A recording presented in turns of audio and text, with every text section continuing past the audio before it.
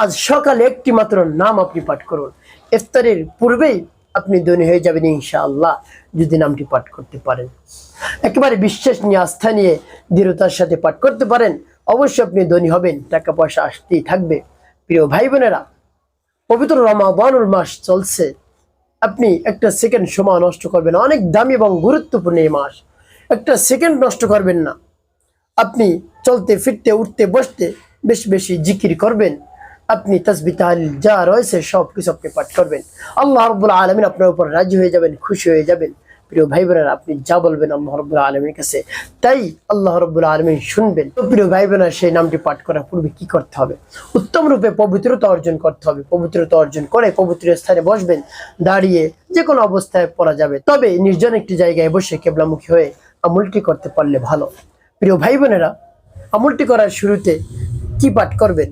ইস্তিগফার পাঠ করবেন, ক্ষমা চাওয়ার দোয়া পাঠ করবেন। আমার জীবনের গুনাহ খাতা মাফ করে দেন, জীবনে অনেক ধরনের অন্যায় করেছি, অপরাধ করেছি, আপনি মাফ করে দেন।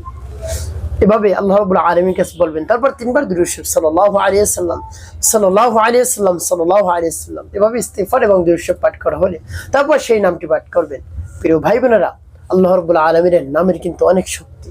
আল্লাহ রাব্বুল আলামিন নিজেই বলেন, আমার সুন্দর সুন্দর নাম ধরে ধরে তোমরা ডাকো, ডাকলি আমি তোমার ডাকে সাড়া দেই। উদউনি আস্তাজিব লাকুম, ডাকতে দেরি আমি উত্তর দিতে দেরি করি না। প্রিয় ভাই বোনেরা, আপনি আল্লাহ রাব্বুল আলামিনের কাছে চেয়ে দেখুন না কি হয়।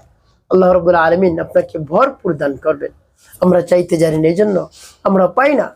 ভালো করে চাওয়ার মতো যদি আপনি চাইতে পারেন, বিশ্বাস নিয়ে, অবশ্যই আল্লাহ রাব্বুল আলামিন খালি হাতে আপনাকে ফিরাবেন না। আল্লাহ রাব্বুল আলামিন সদা সর্বদা বসেই থাকেন, বান্দা কোন সময় চাইবে আর আমি দিব।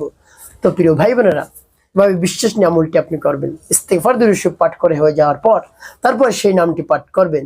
সেই নামটি পাঠ করে কি করবেন পরবর্তীতে বলে দিচ্ছি, আগে সেই নামটি বলবো। সেই নামটি পাঠ করার পূর্বে আপনি আল্লাহ রাব্বুল আলামিনের কাছে বলবেন, আল্লাহ আমার আমলকে কবুল করুন, সময়কে কবুল করুন, যে উদ্দেশ্যের জন্য আমি আমলটি করতেছি সেই উদ্দেশ্য আপনি কবুল করুন, বাস্তবায়ন করেন। এভাবে বলবেন, তারপর আপনি সেই নামটি পাঠ করবেন। যেমন ইয়া ওয়াহ্হাবু ইয়া আল্লাহ, ইয়া ওয়াহ্হাবু ইয়া আল্লাহ, ইয়া ওয়াহ্হাবু ইয়া আল্লাহ, ইয়া ওয়াহ্হাবু ইয়া আল্লাহ। পাঠ করা হবে। তারপর আপনি আবারও পাঠ করবেন। যেমন ইয়া ওয়াহ্হাবু ইয়া আল্লাহ, ইয়া ওয়াহ্হাবু ইয়া আল্লাহ, ইয়া ওয়াহ্হাবু ইয়া আল্লাহ, ইয়া ওয়াহ্হাবু ইয়া আল্লাহ। তারপর আপনি মনে দরদ নিয়ে আবার পাঠ করবেন। যেমন ইয়া ওয়াহ্হাবু ইয়া আল্লাহ,